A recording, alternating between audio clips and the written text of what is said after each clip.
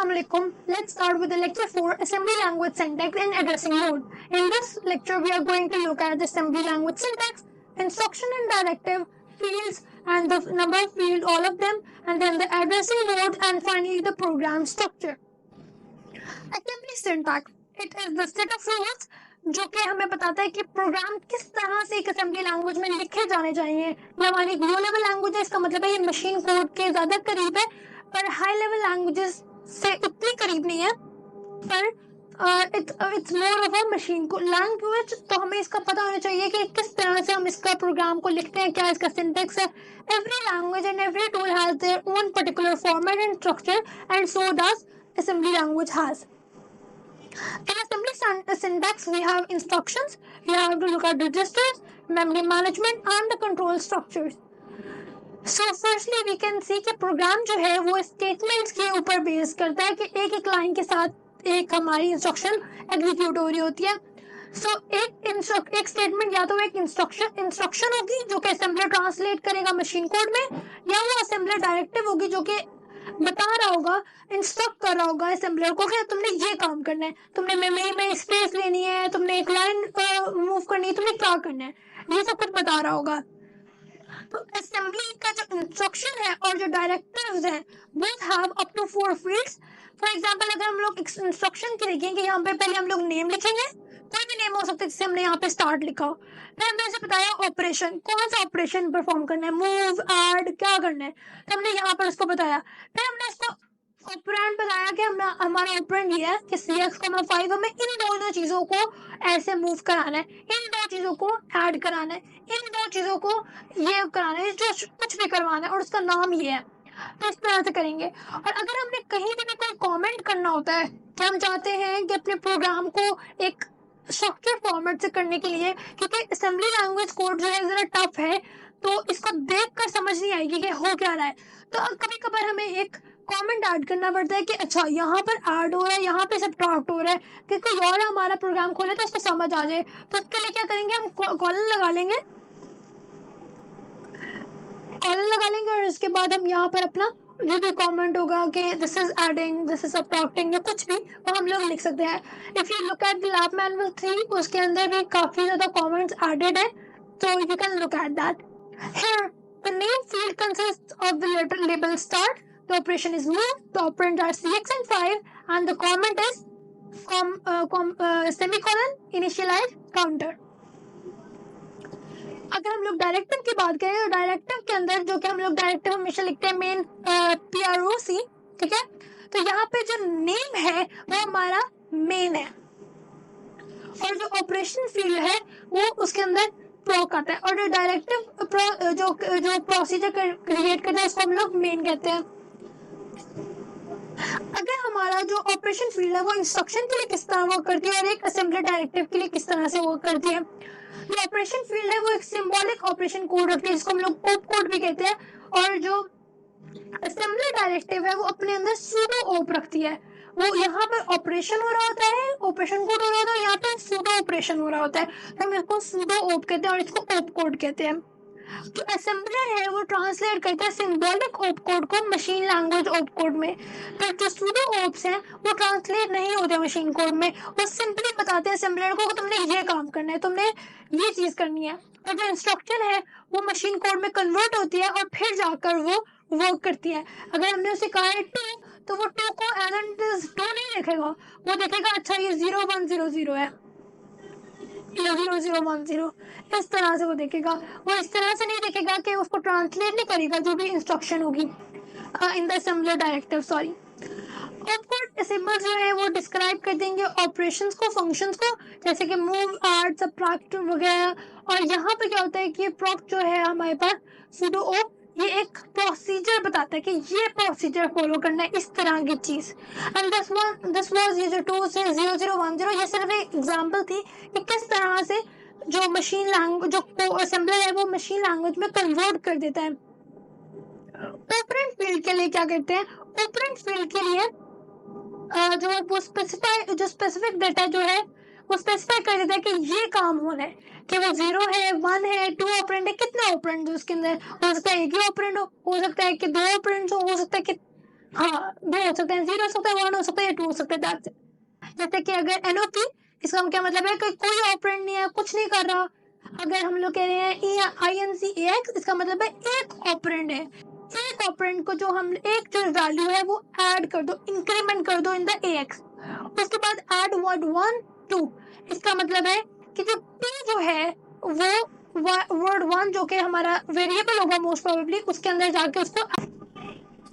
And for an assembly directive, in an assembly directive, the open field usually contains more information about directive. तो इसके अंदर ये इस तरह से वर्क कर रहा होता है कि वो ज्यादा इंफॉर्मेशन रख रहा होता है कि डायरेक्टर किस तरह से वर्क करेगा। कमेंट फील्ड हमने पहले भी डिस्कस की कि सेमीकोलन लगा होगा और उसके आगे मेंशन होगा कि हम क्या करने लगे हैं।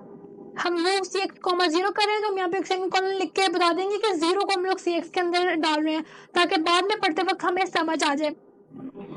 So it is used for a programmer to say something about what the statement does. As I mentioned earlier कि कुछ बताना हो कि ये यहाँ पर क्या हो रहा है तो हम लोग सेमीकोलन लगाकर कमेंट लिख लेते हैं। जो सेमीकोलन है वो बताता है कि यहाँ से फील्ड स्टार्ट हो रही है और असेंबलर जो है इस तरह ये कमेंट फील्ड स्टार्ट हो रही है और असेंबलर जो है सेमीकोलन के बाद लिखा हुआ जो भी स्टफ होगा उसको इग्नोर करता है। और कमेंट्स जो है वो ऑप्शनल है, it's not compulsory to add them but it is good approach और एक अच्छी अप्रोच होती है कि अगर आप लोग उसको लिखो। एक गुड जो प्रोग्रामिंग प्रैक्टिस है वो यही बताती है कि हर लाइन में एटलीस्ट एक कमेंट हो ताकि पता चल जाए कि काम क्या हो रहा है। नेम फील्ड जो है it is used for instruction labels, procedure names and variable names. जो असेंबलर है वो ट्रांसलेट करता है नेम को मेमोरी एड्रेस के अंदर। नेम जो है हमारा 1 से लेकर 31 कैरेक्टर्स तक का हो सकता है। It can be any letter, digits और even special characters like this, dollar का साइन, क्वेश्चन मार्क, @ या फिर परसेंटेज का साइन, ये कुछ भी हम लोग यूज कर सकते हैं। और embedded blanks are not begun with a digit or the assembler does not differentiate between upper and lower case in a name. So if ये जो case sensitive नहीं है assembly language तो you can if you write MOV अगर for example MOVE अगर आपने एक variable लिखा है तो वो MOV अगर आप बाद में लिखोगे E इस तरह से ये M स्मॉल लिख दिया वो तब यही समझेगा कि एक ही बात है, वो इसको भी यही समझेगा कि एक ही बात है। So if you see counter 1 ये सही है, ऐड कैरेक्टर भी लिख सकते हैं, इसके बिटवीन में ब्लैंक्स भी लग सकते हैं, ऐसे भी लिख सकते हैं, ऐसे भी लिख सकते हैं और इस तरह भी लिखा जा सकता है। तो जो हम लोग नहीं लिख सकते वो ये है कि ऐसे 2 वर्ड जिनके अंदर ब्लैंक है वो नहीं हो सकता, हम उसके बिटवीन इस तरह की डैश लगा सकते हैं या फिर कोई एक डिजिट के साथ हम लोग नंबर के साथ शुरू नहीं कर सकते। सिंटैक्स के क्या रूल्स है कि हम लोग एक ओप कोड के बाद एक स्पेस होनी चाहिए, ठीक है, और एक ऑपरेंड जो है वो जनरल पर्पस रजिस्टर 0 होना चाहिए यानी AX, BX, CX या DX हमारे जो थे main data registers. Operand must be of same size, comma between operand, there should be comma between operands. अगर हम लोग कह रहे हैं मूव AX और उसके बाद यहाँ पर 2 लिख रहे हैं तो यहाँ पर कॉमा होना मस्ट है। और DOS segment for manages the arrangement of segment in our program. Command must start with a semicolon, otherwise your assembler will not recognize। अगर आपने सिर्फ एक लिखा आपने for example move 8,2 और आपने लिखा कि 2 is like loading into AX for example, तो अगर आपने यहाँ पर कॉलन नहीं लगाया तो assembler कहेगा कि आपका जो कोड है वो खराब है, तो आपको यहाँ पे कॉलन लगाना पड़ेगा तो डिक्लेयर कि यहाँ से हमारा कमेंट स्टार्ट हो रहा है, उसको खुद पता नहीं चलेगा। Addressing mode, ways and models to access data, +2 2 operand and plus is the opcode जो कि ऑपरेशनल कोड होता है। और रजिस्टर्ड एड्रेसिंग जो भी हम लोग कर रहे होंगे दो रजिस्टर बोथ ऑपरेंड और रजिस्टर्स यानी opcode register 1 and register 2 add DL, AL। और अगर इमीडिएट एड्रेसिंग करनी होगी जब हमारे पास एक ऑपरेंड कांस्टेंट है तो हम कहेंगे ऐड DL, 2। और अगर हमने मेमोरी एड्रेसिंग करनी है यानी अगर हम लोग स्टैटिक डाटा डायरेक्टली एक्सेस करना चाहते हैं तो हम लोग कोड के साथ रजिस्टर और फिर यहाँ पे जो भी पर्टिकुलर एड्रेस है और फिर एड्रेस को हम लोग DL के अंदर ऐड करा देंगे। प्रोग्राम स्ट्रक्चर, प्रोग्राम के अंदर हमारे पास 2 पार्ट्स होते हैं, एक डाटा के एक कोड का, ठीक है। तो डॉट मॉडल स्मॉल जो हम लोग लिख रहे होते हैं वो रैम के अंदर हमारे पास एक स्पेस एलोकेट कर देता है कि यहाँ से प्रोग्राम स्टार्ट हो जाएगा। और डॉट स्टैक 100H जो है ये स्टैक सेगमेंट बना लेता है कि यहाँ से लेकर ये 100 हमारे लिए ना फाइल खोल दो कि ये स्टोरेज हमें चाहिए। डॉट डेटा जो ये सेगमेंट डायरेक्टिव है ये हमें बताता है कि हमारे अंदर इसके अंदर हमने कोई भी वेरिएबल जो है ना हम लोग इसके अंदर जो है वो डिफाइन कर रहे होते हैं। ठीक है, वेरिएबल जो है यहाँ पे डिफाइंड होते हैं। डॉट कोड जो होता है ये कोड सेगमेंट डायरेक्टिव है, इसके अंदर हम लोग कोड लिख रहे होते हैं। फिर मेन PROC लिखने के बाद हम लोग यहाँ पे अपना सारा प्रोग्राम की जो बॉडी है वो यहाँ पर इंक्लूड करते हैं। ये हमारे पास एक कमेंट लिखा हुआ है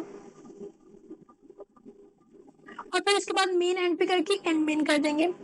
अच्छा, अब हमें ये भी पता होना चाहिए कि मॉडल डायरेक्टर जो है वो हमारा टाइनी है, स्मॉल है, किस टाइप का है और वो कितनी एलोकेशन या कितना प्रोग्राम जो है वो कितनी स्पेस एलोकेट कर रहा है। अगर टाइनी है तो वो क्या करेगा कि कोड और डेटा को under 64 KB under equal to 64 KB अपने अंदर स्टोर करेगा। यानी या तो आप कोड और डेटा को मिलाकर कंबाइंड 64 KB यूज करोगे, और अगर वो स्मॉल है तो इसका मतलब है वो 64 KB से कम होगा, कोड भी और डेटा भी 64 KB से कम होगा, पर ये सेपरेटली होगा। इसके अंदर क्या होगा कि पूरा 64 KB की चंक है और इसके अंदर जितना मर्जी कोड और डेटा डालो पर 64 KB से वो ज्यादा नहीं हो सकता। और जो स्मॉल है वो कोड 64 KB तक लेगा और डेटा भी 64 KB तक लेगा। और मीडियम जो है वो कोई भी साइज का कोड रखता है और डेटा जो है वो 64 KB उसकी लिमिट है। यहाँ पर कॉम्पैक्ट में क्या है कि 64 KB उसके कोड की उसने लिमिटेशन लगाई है, पर डेटा कोई भी साइज का हो सकता है। और लार्ज में any size of data and any size of code, similarly with huge. Let's look at the program जिसके अंदर हम लोग एक सिंगल कैरेक्टर को स्क्रीन पे प्रिंट करवा रहे हैं। सबसे पहले हमने डॉट मॉडल स्मॉल किया और इसके बाद फिर dot stack 100H dot data dot code. Dot model small से हमने सबसे पहले लोकेशन एलोकेट कर ली कि हम लोग को स्टार्ट करने लगे हैं। फिर हमने एक स्पेस ले ली फॉर द स्टार्ट। फिर हमने बता दिया कि डाटा यहाँ से स्टार्ट होगा और यहाँ पर कोड होगा। और कोड के अंदर हमने जब डायरेक्टिव को कॉल किया उसके बाद हमने कहा जो ए है ए को DL के अंदर स्टोर करवा दो। फिर हमने कहा 2 को AH के अंदर स्टोर करवा दो। फिर इंटरप्ट कॉल किया 21H करके, तो इंटरप्ट कॉल हो गया। उसके बाद फिर हमने क्या किया, मूव AH, 4th यानी कि हमने डोस प्रोग्राम जो है उसको हमने टर्मिनेट करवाया और फिर हमने इंटरप्ट कॉल करवाने के बाद प्रोग्राम को एंड कर दिया। And this is it, this is the entire process के हम लोगों ने किस तरह से असेंबली लैंग्वेज का स्ट्रक्चर होता है। I hope you did understand all of that.